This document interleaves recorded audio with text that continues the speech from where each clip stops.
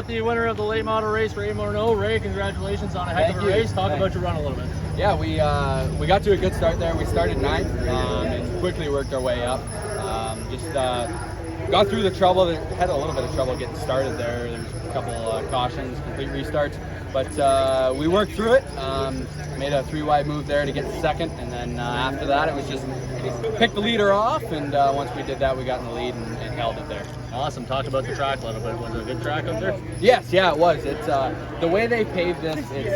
It's created a top lane. That's on the restarts. You take the top. That's where I go all the time.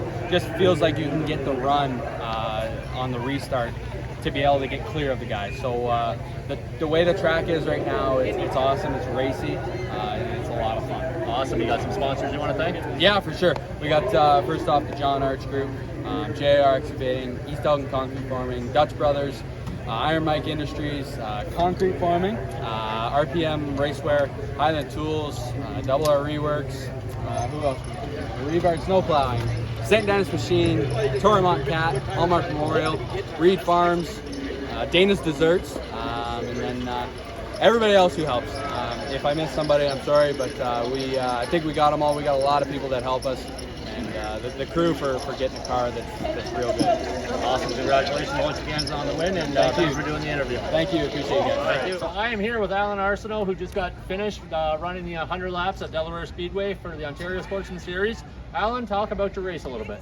Well, let's start with qualifying. All right. Okay, so by the way, this is the first time I've ever turned laps on an asphalt oval. So, anyways, qualifying, the first time out there, the car was awesome. It was really, really good. I was 4 laps into qualifying.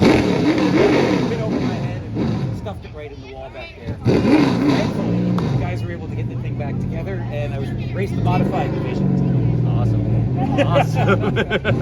Well, you did a heck of a job. I mean, you're all sweaty, but you had no problem with airflow out there. But anyway, you were just rolling around out there and just having some fun. Talk about the actual feature, the 100 laps, and what you thought of all that. I always love distance races. I've done a lot of that with road racing and stuff like that. You can get into a rhythm, and it's really a lot of fun. Yep. The situation tonight, the car was pushing more and more, so I had to deal with that. That was slowing me down a bit. But still, I like long green flag runs like that. It's just great. You kind of get in the zone out there, and it's really cool. But the track is great to drive. Best asphalt track I've ever driven. For sure. Awesome.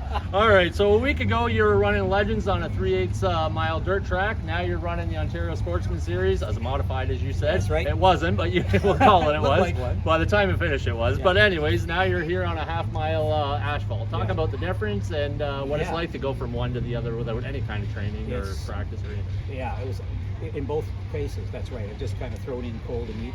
The little Legend car, those things are just pure fun. They're the short wheelbase, and on a rough dirt track, when you hit the gas, the thing is just a skipping and a jumping, and you put a lot of wheel and head banging off of the roll cage, and it's just a blast. It's just total fun.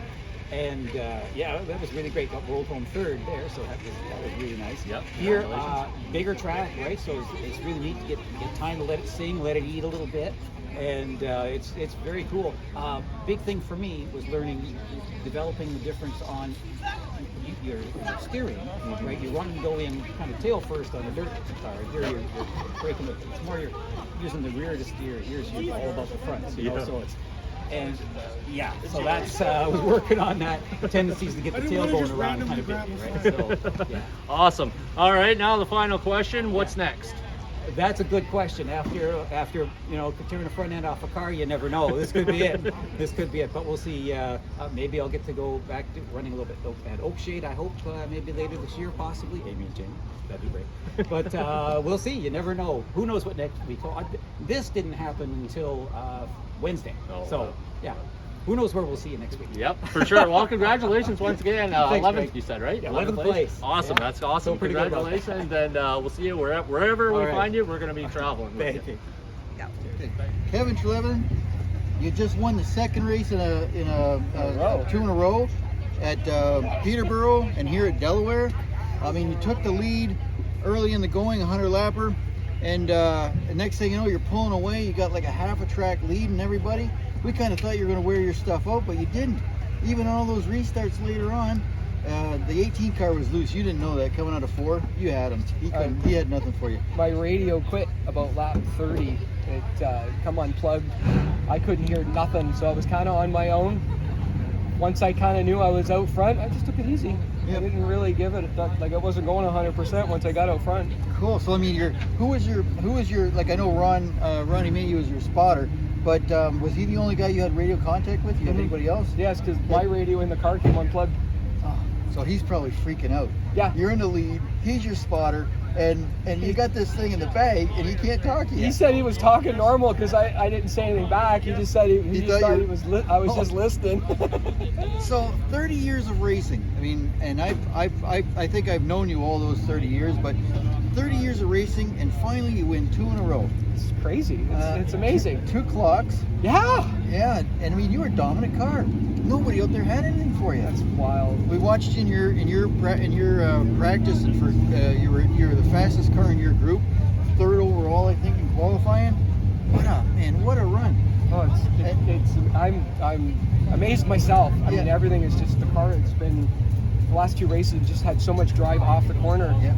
It's amazing. You had a really good run coming off the bottom of turn 4 here, and that's where you seem to make up a lot of ground, especially on the 18 when you need to get the lead. You got down on the inside of him, and away you went. Awesome job. It was it's good racing with like Sean. He's good, clean driver. I love racing with Sean.